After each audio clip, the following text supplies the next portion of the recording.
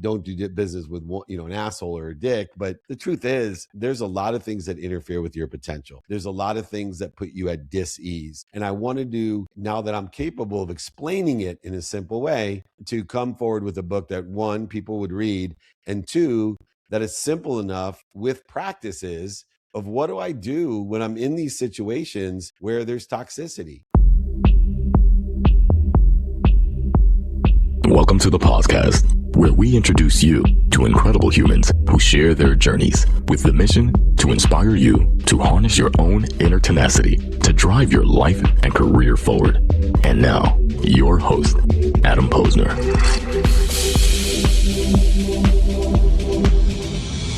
The third time is a charm. Actually, I think it's the fourth time, if you count live streams. Please welcome back my friend and yours, Dave Meltzer. And if you don't know Dave, he's a chairman of Napoleon Hill Institute and former CEO of Steinberg Sports and Entertainment, the legendary agency that inspired the film Jerry Maguire. He's a globally recognized entrepreneur, investor, executive producer, and the world's top business coaches, honored by a variety of sports humanitarian of the year, and awarded the Ellis Island Medal of Honor. Dave's the man. You should check out all of his stuff, including Apple TV's 2-Minute Drill and Office Hours. And guess what? He has a new book out. That's what we're going to be talking about today. Don't do business with dickheads. Let's get into it. Dave Meltzer, welcome back again. How you doing, man? Oh, it's amazing to be back again. No better place to be. I love surrounding myself with the right people and the right ideas. And Adam, you're one of those people. So thanks for having me back. And first and foremost, I appreciate you. You believed in me since the beginning. I just celebrated my 7-year anniversary of doing the show. You were episode 499, one away from 500. 500 is going to be a big one. I'm going to focus 500 on me and the journey I went on in the last year. It's okay to be a little selfish sometimes, right, Dave? Absolutely, man. If you don't take care of yourself, you won't be able to take care of others. So take care of yourself first. The man who coined the oxygen mask, I've been saying it for a long time. You got to put it on yourself first so you're best able to help others. So let's get into it. Brand new book out, and the title alone is provocative and unforgettable. Love that marketing move there.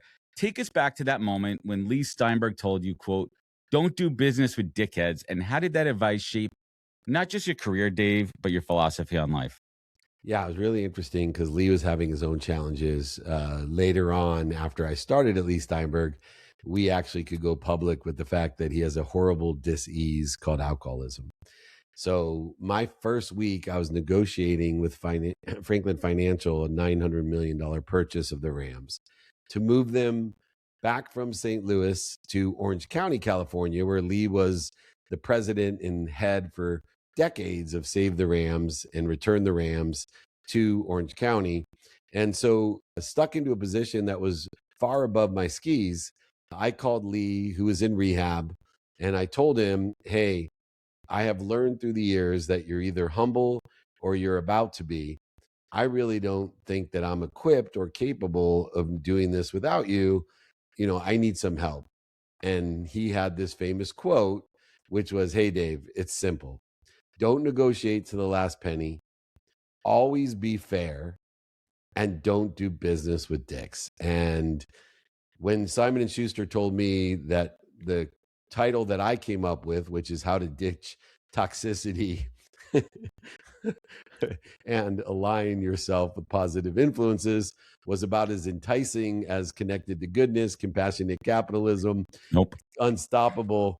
They said, look, your brand is big enough. Your community has grown. You need to market your book. You can't sell a secret, Dave. If nobody reads this, mother, you're not going to do the good and empower over 1 billion people to be happy. So I came up with a title that would grab people the minute they saw it at the airport, the minute they saw someone else read it. And I got to tell you, I was right. And Simon & Schuster was right, because this book is selling and people buy it because of the title, and they pass it on because of the inside. It's marketing 101. And in this day and age, right? Like, you should hear the mouth of my 7-year-old. I mean, he would pick this book up and he would pick this book up in 2 seconds. But why this book right now, Dave? I felt as if I had great clarity myself. You talked about taking care of yourself. I think too many people talk out of their ass. And when I was younger, was one of them. You learn as you get older, you don't know what you don't know. You're either humble or you're about to be. And I felt that I had some really great clarity, some in-depth conversation that I could have with people about toxicity. And there's a lot of it. There's a lot more exposure and awareness to negative thoughts, words, actions, beliefs, and feelings, and not just people, right? I know the title deals specifically with, it seems as if it's like, don't do business with an asshole or a dick. But the truth is, there's a lot of things that interfere with your potential. There's a lot of things that put you at dis-ease. And I want to do, now that I'm capable of explaining it in a simple way, to come forward with a book that, one, people would read, and two, that is simple enough with practices of what do I do when I'm in these situations where there's toxicity, when I'm not surrounded by positive influences. Yeah, I absolutely love it. And a couple of quick notes. I've had Lee on the show a couple of years ago. I've had Lee on the show probably like 3 years ago, where he was open about his battle, very Yeah. open. One of my favorite guests that I've ever had on. I mean, it's a great Lee Steinberg. I mean, the guy's a Right. freaking Genius. legend, has inspired so many. And it's funny too when I told people like, who's Lee Steinberg? I'm like, have you heard Jerry Maguire? Like, oh, that guy. Yeah, like, okay, great. But Yeah. and I've asked you this before. This is again, I think your fourth, maybe fifth time on the show in 7 years. And I ask this to every author. But at this particular point, Dave, when you wrote this book, what was different this time? What did you learn about yourself in the process of writing this specific book that was different than the other books you've written? I think all the other books that I wrote were more aligned with, how would I communicate this to me? And the difference in this book was I wrote it in a different level of understanding. It's not just understanding it myself. I really did the hard work, like Napoleon Hill did with Think and Grow Rich. As you stated, I'm the chairman of Napoleon Hill Institute. Think and Grow Rich, Outwitting the Devil. What makes Napoleon Hill so great is he has these really deep, insightful lessons, but he makes them simple. And for me, I took the time not just to teach the lessons like I did in the other book, but to really make it simple and hopefully resonate with people going, yeah, I am working for, this relativity is negative. The association is negative. How can bleeding be positive and feeding be negative? Right. I mean, it's a big problem today that, I used to tell people that, feed that which feeds you and bleed that, fire that which bleeds you. That's not true. My mom passed recently, and it was one of the most bleeding experiences of my life, but it was also a very positive feeding experience. How so? And, because I was able and capable of helping my mom for the last year of her life, which was so fulfilling, and it bonded us, and great appreciation and forgiveness and accountability. And I was so close to my mom when she passed. And I was so proud of myself for doing the work to not only be there economically for her, anything she wished for, medical care, housing care, Everything she food, needs. whatever she needed, it was no problem. And that's not easy. You know No. how resentful and guilty people feel when they're not able and capable of taking care of the people they love the most. And so this fed me. And so I go in the book about, like, just because something bleeds you, especially our kids, right? They're so afraid of something being difficult, and these helicopter parents and all the bullshit out there, and they're surrounding themselves with negative influences. And I really get into depth about this energy gap between, I want my kids to know who they are, not who they want people to think they are. And that energy gap is a huge negativity and toxicity that you see, especially on social media. Wow. Well, amen to that. So much to unpack. Well, first and foremost, deeply sorry about the loss of your mom. Thank you. I know, and you know, that you are cherishing her memory, especially by the way you pay it forward, the way you share that experience. And you said something about how bleeding could be a positive. And I was, telling you before about my recent cancer journey. Yeah. And obviously there's so much negativity about it, but I talk about the silver linings, how it made me more present, more appreciative, more grateful about all these things. And yes, I went through it and it sucked. Thank God I'm on the other side of it. But if I didn't have that experience, I wouldn't have seen like how far I could go, right? Like, Yeah. push me to limits where it's changed my mindset and it's changed my mentality in so many different ways. So yes, nobody wants to bleed, but what can you learn from bleeding in a positive light? So I want everyone to certainly pick that up in this book. So Dave, you've done billion-dollar deals. We know the Dave Meltzer story. You work with elite athletes. You navigated massive stakes. What was the most expensive mistake that you made by ignoring this principle of not working with dickheads? What did it cost you emotionally and financially and spiritually. You're a big spirit guy. Everyone Yeah, knows. no, it was the catalyst of losing over $100 million, and it had to do with a neighbor of mine who I knew was a dick, and I got greedy. I got into a business deal and a partnership with him because I wanted to learn about condo conversions, make millions and Mm. millions more dollars, turn it into billions in my mind. And I thought that, doing business with a dick would be fine, but it ended up in a huge lawsuit and egos were amplified. And it was the catalyst to a variety of really bad decisions. And it was also the biggest protection, promote like your cancer, protection, promotion, love, and perfection of me. And so my faith, as you said, the spirituality side, to give you an example, Adam, when I lost everything, I had to go tell my mom, who I'm a 58-year-old mama boy, and you could tell, even though she's gone, I went up to my mom's house and I had to tell her I lost everything. But worse, I'd lost her home in the bankruptcy because I did not take my name off of her title. When I bought the home, this was the third home I had bought her. And I literally broke down. I couldn't. My mom says, "Are you okay?" I said, "No, Mom, I lost that. Is Julie, the kids? Mom, no, no, no. I lost everything. I lost your home. You need to move." Oh, but you're okay. I'm like, "No, Mom, I'm fine. But I lost your home. You need to move." Oh, you need money. I'm like, "Mom, I don't think you heard me. I lost your home. Why is God punishing me?" And she looked at me and smirked. And she said, "Oh, Dave, God doesn't punish anyone. God protects you. He loves you. He would never punish you." And I said, "Well, Mom, I have to be honest. I don't believe in God." My mom's very religious. And she looked at me and she said, "Oh, sweetheart, you believe in God.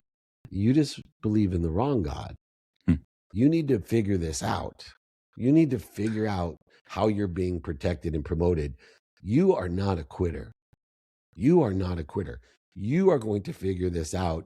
And when you do, I want you to tell me what you learned and how much better your life is." And here I am today, richer. I make more money than I've ever made. I help more people than I ever dreamed of. And I have more fun than I've ever dreamed of. And if it wasn't for doing business with that dick as a catalyst to my gratitude, to my forgiveness, and my accountability, which I live every day in those values, to live in spirit or inspired, to effectively communicate with God and allow Him to come through me for others, it wouldn't be the same life. Just the same way, I promise you, years down the road, as you beat the shit out of this cancer, you're going to say, "Man, God protected me. I love God. He promoted me. And I'm such a better person." It saved my life and it saved my marriage, just to tell you two of the great things that happened from losing everything. And amen to that. And so many points to unpack on what you just said there, but it comes down to really transparency with yourself. I mean, you and I have talked about self-awareness all the time, and that comes with age and maturity, and there's no age limit on it. I just turned 47, you're 58. Does that mean I have to wait 11 years? No. No. But if I could learn the lessons from you here. So let's dig into the book. And I really want to help people define toxicity and how to recognize it early. And one of the key promises in the book is to help people spot it and spot patterns early on. What are some of those subtle red flags that most people miss when evaluating partners, clients, or even employees? Yeah, or situations, events, circumstances, Right. content, or whatever it may be. So, what I do is break it down into the human experience and understanding that we are built for survival, not happiness. So, that's the first thing we have to understand. We are built for survival, not happiness. And what happens is life is uncertain. The only certainty about life is in the next 24 hours, everything's uncertain. In fact, I wish I was smart enough to guarantee just one thing tomorrow, but I can. If I could, I Yeah. probably could make $1 billion. You'd be on Poly Market right now. Yeah, Yeah, betting. Yes, exactly. But exactly. it doesn't happen. So understanding that this inherent nature of the human experience is that there's uncertainty, and we have an ego that protects us for survival, that when things are uncertain and we're afraid, that we respond to that fear with ego. The need to be right, the need to be offended, the need to be separate, inferior, superior, anxious, frustrated, angry, guilty, resentful, worried. Hmm. Right? We don't just flee. right? These are the way we flee from the fear. We don't just fight. This is the way we fight the fear, right? We don't just fornicate to survive, right? So in the essence of Freud, we now have all these responses to fear, which are guilt, resentful, angry, anxious, frustrated, worried, and all these things that respond to fear interfere with our potential. They interfere with the paradigm shift that I am happy. What am I doing to interfere with it? I'll tell you what I'm doing to interfere with my happiness. I'm fucking pissed, or I'm worried, or I'm resentful or guilty or separate or inferior.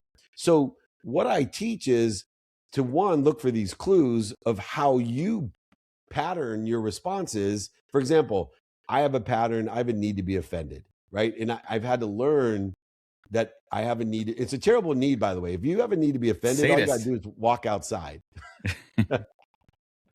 Right? Especially in Southern California, right? Right, exactly. So, but understanding that about myself, I then understand free will in the respect that most people, when they respond to fear, they try to resist it. And everybody's heard the saying, what you resist persists. They try to go over it, under it, through it, around it.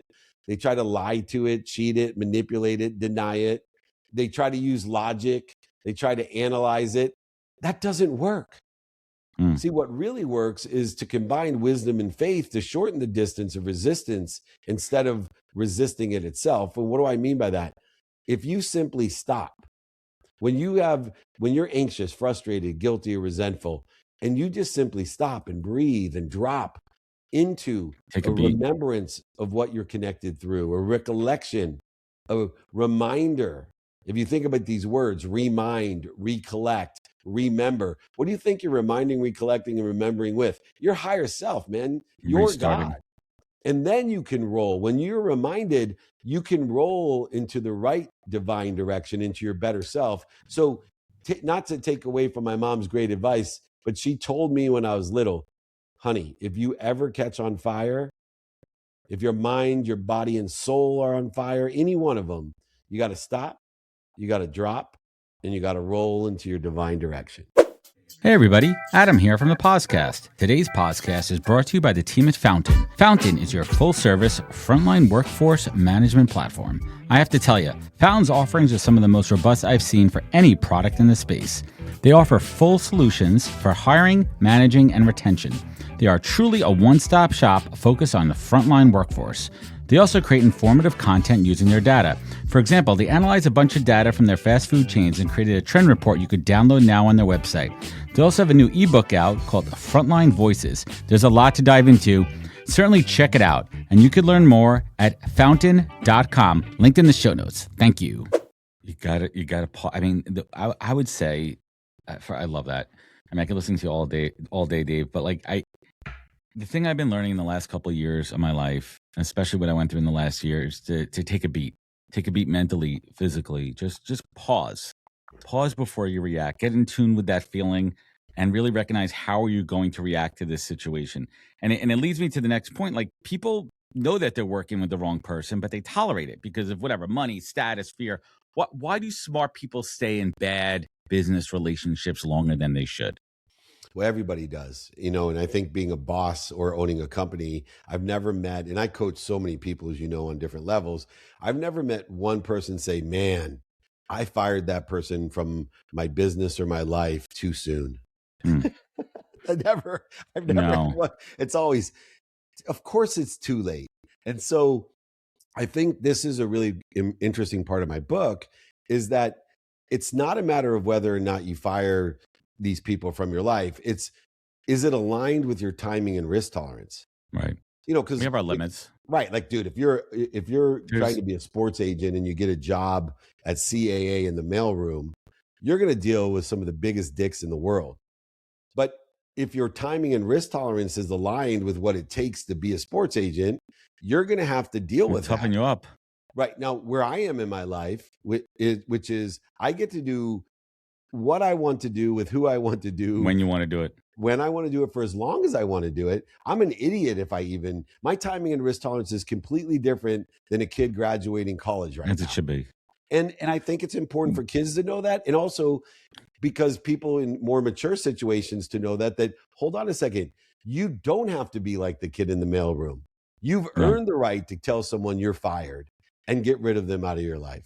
And it's so interesting too, because I've been teaching my 13-year-old daughter this all the time. You know, you have kids at different ages too. And my daughter's 13. If you remember when, Yeah. your oldest was 13, that these are when the kids are maturing from kids into teenagers, and they're starting to see patterns where other kids are jerks. And I said to my daughter, I go, you don't need to be friends with these people. Why are you wasting your time with them? You don't need to tolerate them. And that's helping her create boundaries and figuring out where that threshold is. So Is this true. person worth being a friend? And the quicker we could teach our children this, we're going to give them those life skills. So let's talk about frameworks and practical application. And you talk about creating repeatable filter, right? Repeatable filter for choosing the right people. What is that simple mental checklist or framework that listeners could start using today? I use the 5 daily practices. So I think it's really important to understand your values and then say, according to my values today, what is it that I want in my divine direction? Not what other people want for me, not what's missing, not what I don't have, not what social media wants for me, but according to my values and the circumstances of the day, what is it I want in my divine direction? And I want then to ask beyond what is it I want, who can I help and who can help me? So the categorization of the who is this person, place, thing, event, circumstance aligned with my divine direction, or is it interfering with it? And so I quickly categorize as a boundary, hey, is this interview with Adam aligned with my divine direction according to the circumstances of the day? Or is it interfering with it? And if it's interfering with it, then I'm going to shorten the distance of resistance, be the quantitative measurement of time, and spend less time on this podcast if it was interfering with it. And if it's aligned with it, I may spend extra time. So time to me is very important because it's the quantitative measurement by how much time do we spend aligned with where we want to be or better, or how much time are we spending interfering with where we want to be or better? And that goes to one of the core things that I've been working on really hard is saying no to things. Evaluating opportunities, evaluating relationships. Is this a positive use of my time that's going to benefit me and the people around me to make everyone else better? Because it's hard. I think saying no is, I mean, you and I have talked about this, the power. I think we spoke about it early on, why it's hard for people to say no, because people are people pleasers. But it's doing such a detrimental effect to you and your body and your mind and your time, then you have to move on. So let's talk about something else that Dave loves to talk about. The book emphasizes protecting and owning your time and your energy. So how do you, when we kind of just dig into it, like what is that like core deal breaker for you when it comes to time and energy? What is that hard line? Yeah, for me, it's my non-negotiables. So I have and I utilize non-negotiable behaviors, which means what is it that means the most to me to get me to where I want to be or better, that I am willing to assign time every day, 7 days a week, regardless of the weather, the circumstances, the interest rates, regardless of it. So I start, believe it or not, with sleep. So I take 12 hours of my day every day, and I say these are non-negotiable behaviors. I include my sleep. So majority of my 12 hours is sleeping. Then comes my health, minimum of an hour a day on my health, no matter what. So I say no. If I don't have the minimum of an hour, I say no to everything. Instead of that hour comes before everything else. Then comes my family, a minimum of an hour. So I even say no to my family if I haven't got my hour of health done, because if I'm not healthy, you're not gonna be there for them anyway. And you know that better than me. And then comes finance and faith. I also allot time to study time and study relativity. So one of the things in knowing our what that people make a mistake with is they don't understand that they have to not only align what they want today with where they want to be in the future or better, but you also have to align the meaning of your past with where you want to be or better. Meaning, I want to align the meaning of the mistakes, the setbacks, the failures, the defining moments, the losing over $100 million, your mom's house, getting cancer, getting divorced, whatever else has happened in people's lives. For me, it's so important because most people limit their future not by dreams of the future. It's by the meaning that they give their past that limits their Amen. self-image, and you'll never overachieve your own self-image. Don't let your past define you. I got to ask you, Dave. All right, you talk about the 12 hours, but sometimes you got to get that cheat meal in there. What's Dave Meltzer's what's Dave Meltzer's guilty pleasure? Are you a doom scroller? You're a double cheeseburger kind of guy. What's your guilty pleasure, man? Give it. I've been meaning to ask you, man. That's so good. Well, what's your guilty pleasure? You got to treat. But you got to treat. Not doom scrolling. No, Definitely I know, but you got to treat yourself every once in a while. What are you like? I'm going to polish off this whole bag of cookies right here. I'm just going to go to town. Cookies. I'm going to go to town. It's salty, so it's French fries, pretzels, potato chips. All right, that's your cheat meal. That's the cheat of all cheats for me. I'm very not disciplined. I take discipline to the next level. I am a devotional person, so I am disciplined in a divine direction. But now here's the other thing: I am human, so I talk about these 12 hours of non-negotiable. Well, when my mom was sick, I missed sleep. They called me at 2 a.m, and she needed my help. And so I made a decision that I would never have 2 L's in a row. So if I had to take an exception on my health, on my family, on my finance, the next day it became a super priority, and I never stacked 2 L's in a row. Ooh, that is sage. That one's gonna stick with me. Like if listen, not every day you could do everything. Listen, that's just the nature of life. And you know what? I'm not taking. If I didn't get a good night's sleep and I didn't get to work out, I'm gonna double back on one of those tomorrow. I'm gonna make sure I get a good night's sleep, and I'm gonna double up on the workout. All right. Before we wrap it up with you, if someone listening today is stuck in a toxic partnership, job, and they're afraid to walk away, what would you tell them about that cost of staying versus the power of choosing alignment? Yeah, I'm pretty quantitative. I create a column in an Excel sheet called emotional expense. And I start seeing all the time and all the other people that this person is causing me emotional expense. I'll give you an example. I fired one of my employees. He was one of the highest paid employees who I thought was making me the most money. But when I took how much money he made me versus how many employees left because of him, how many hours a day I had to spend dealing with repercussions of him being a dick, how many times emotionally he cost me interference from being successful or my best self. It was like, yeah, he made me, let's, for example, say $2 million, but the emotional expense was $3 million. He was losing me $1 million. Yeah. But I didn't, until I created the emotional expense column, I didn't realize quantitatively how much he actually was interfering with my success, financial success. Unbelievable. And Dave, let's bring it home here, because I've not asked you this question, even though I know the answer to this. Dave Meltzer, 4th, 5th time on the show. I've asked you about the North Star, and I'm telling you, I know this answer in my head, but I'm going to ask this. Dave Meltzer, at this point of your life, how do you define success? Success is the enjoyment of the consistent, everyday, persistent, without quit pursuit of my potential. And to me, anyone that can enjoy the consistent, persistent pursuit of their potential is successful. It's not perfection, it's the progress and the enjoying of the process or the progress that makes a success. The outcomes will accelerate, aggregate, and compound. So other people eventually, as things happen very slowly, then all of a sudden, other people will call you a great success, but you're not a great success until you can enjoy the consistent, persistent pursuit of your potential. I do want to offer your entire community, anyone that grabs this book, Don't Do Business with Dicks, you don't got to prove it to me. Just email me, david@dmeltzer.com. You don't got to review it. You don't got to share it. Do that shit if you like it and think it helps someone. But if you do email me and say, hey man, I bought your book, thank you, I will send you the rest of my books for free. I'll pay for shipping, pay for the books. I think it's important that people get the books that I own for you. So all those books, I'll sign them, send them to you, pay for shipping and the books. But if you don't buy it, email me if I can help you in any way, david@dmeltzer.com. We were going to link that up in the comments there. I want to thank Dave. I respect Dave's time, and he respects my time. So I could talk to Dave all day long. I'd rather just have him back on for episode 599, every 99 episodes. I want everyone, if you want to learn more, please go to dmeltzer.com. I'm going to link it up in the comments. Check out his new book, Don't Do Business with Dicks. And I don't know how you got this website, but it's Don't Do Business with Dicks, spelled DCKS.